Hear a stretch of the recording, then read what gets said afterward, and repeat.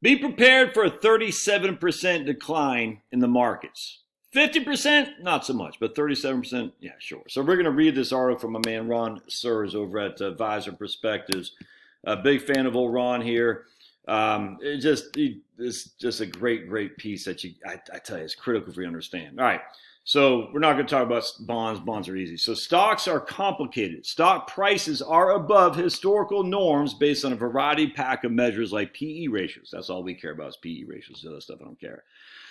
Prices, of course, continue to go up, but what if prices return to more normal levels?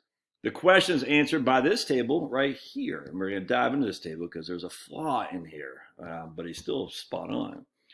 There's a formula for estimating future returns that always works because it has to work. Return equals dividend yield plus earnings growth times your increase or decrease in PE. So your price to earnings expansion or contraction. Critical. This third part of this formula is actually critical. Returns equal dividend yield plus earnings growth plus or minus your increase or decrease in contraction of price to earnings. And that simply means for every dollar of earnings, are people willing to pay more or less for that dollar of earnings? All right. And this is where I take some issue with Ron. All right. So as you can see from the green shaded area right here, all right, stocks will continue to earn positive returns if PE multiples remain near current levels and earnings grow by more than 6%. Momentum will save the day. But the markets will lose 50% if PEs return to their historical mean of 15 and earnings grow at their historical average of 6%. And then Ron says, what's your outlook for earnings growth in the stock market over the next 12 months? And exactly what I said. We're going to look at this table because this is critical. And so what he's doing here, well, I completely agree. He's saying we are currently at a 30 PE, and that's my big challenge. If earnings continue to grow by 6% year over year, and we maintain a level price to earnings ratio, we'll actually have a negative rate of return. All right, maybe. And I challenge that to some regard, but let's just be it as it may. All right, now he says if earnings grow at 8% year over year and we maintain our current PE ratio, we'll have a 0% rate of return. And this other stuff is silly. We're not getting 14 and 24% earnings growth. The problem I have, the fundamental problem is I have is pricing the current price to earnings level at 30. I don't price earnings level. I don't find that to be true. And so I looked at what is the current PE ratio of the S&P 500. And basically, we're using the charts that show a 29.5 estimate at current price to earnings ratio. So 30, which is where Ron's saying. And this is the same. It's not, man. It's not 30. So what's happening here is at the beginning of January, we had a current PE ratio of 35.96. Now we have a current PE ratio of 29. How is that changing? Well, the problem that we're using is we're using the end of the year earnings and we're extrapolating the current, literally minute by minute price on the end of the year earnings. And it's making, because the earnings haven't changed from the last year yet in terms of this metric we're using, but the prices have, is showing a significant higher PE ratio than what's actually happening. It is. And it's just like I said last year. If you looked at in the March, the PE ratios are 4 and 5. I said, but that's not 4 or 5. I mean, it is, but we're looking at the end of the previous 2019's earnings, and we're extrapolating that to the current price. And the price is based on future earnings projections. And the future earnings projections, because of the pandemic, were quite low.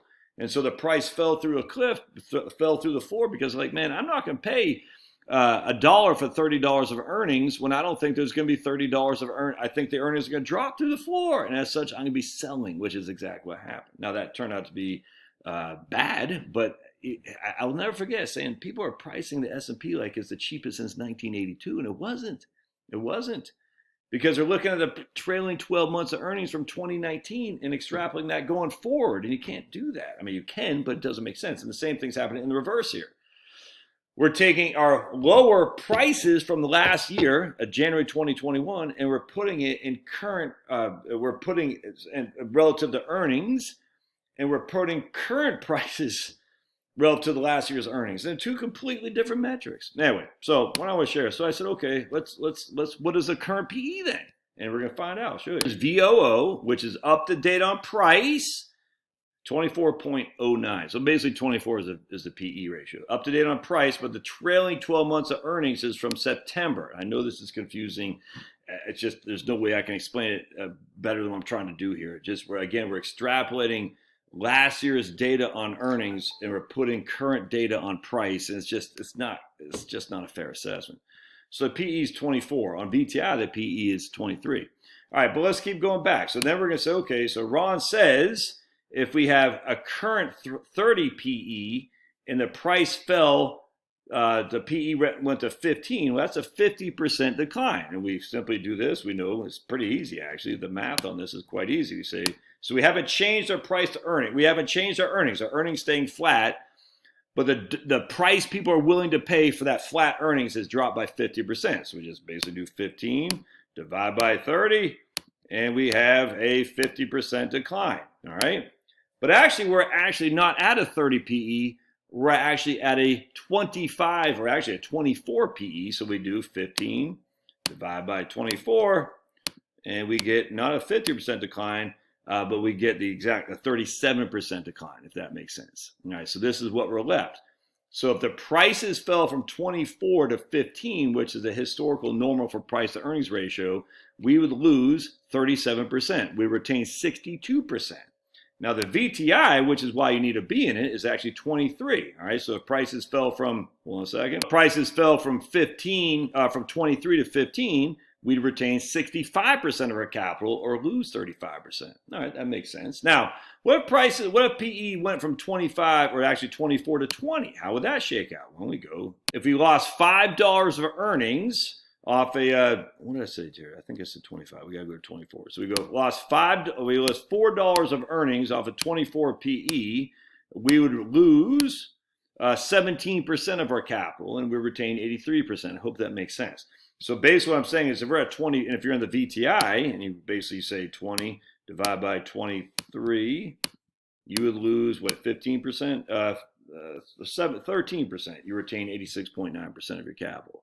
All right, so here, if we're at 25, for simplicity, we're at 25 is our current PE, and it fell to 20. All right, you would lose 20 divided by 25. Was that 20% of your capital, I think? Yeah, 20%. You would lose 20% of your capital. So if we are currently at 25 price to earnings ratio and the PE contraction went down by 5, you would lose, it essentially went down by 20%. You would lose 20% of your capital. That's assuming we got 6 year-over-year earnings growth. And I don't think you can make that assumption at all. So what I'm going to say is we don't have a 6 to earnings year-over-year earnings growth. We're going to actually have a 4 year-over-year earnings growth, or even a 2. All right, so if we have a 4 or a 2, you can see we're still going to lose. If we're at 25, we go to 15, we'd lose 37%. All right, but if we're at 25 and we go to 20, we're going to lose 15%. I hope that makes sense.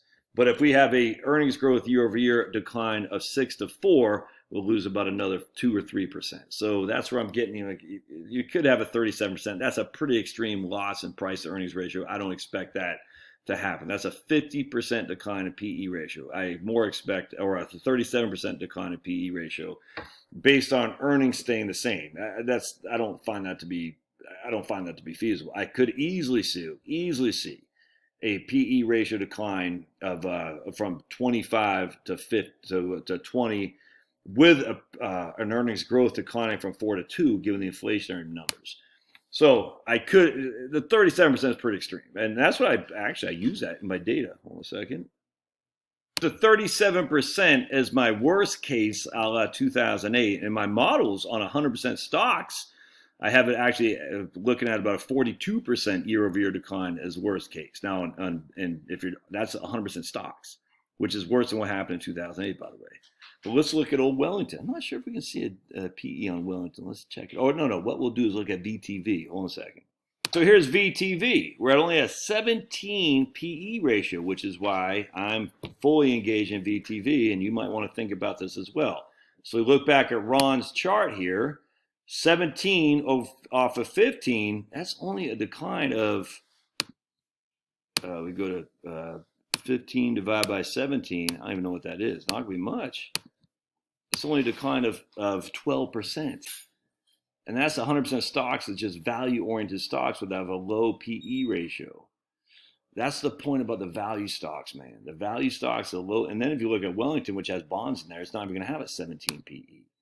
The point being is I think you should look at 37% decline as possibility if you're 100% stocks, 100%. I think 50% is too much. No, it could be wrong. But I think 37% is actually spot on, a la 2008. But again, 2008, Wellington was only down 22% in 2008. I don't know what VTV was off the top of my head. I just don't know. But if you're looking at the current PE ratio, and if the prices dropped relative to our earning decline, the value stocks aren't trading at significantly high prices anyway, so the drop would be less. It's just that simple. And look, anyone could be wrong here. Anyway, so I commented on Ron's thing because I like Ron. I just said I don't get how you're showing a PE of 30. I get it if you're using trailing 12 months as of 2000. I should have said 2021. Let me edit that real quick. As of 1/21, right there, not 2020. Boink. But using trailing 12 months of September 30th, the PE is around 24, which is what I think you should use. The PE is thus if earnings stayed at 6% year over year, the downside is 37%, not 50%. Still bad, but don't get me wrong, but we're right back to 2008 decline. Certainly not a once in a century decline as before, as 50% would be. Anyway, point being is the PE ratio is a big deal, but that means the value stocks on a downside market potentially could provide you more cover. Hope this helps. I know it's confusing, but I'd like for you to think about that and comment. All right, we'll see you.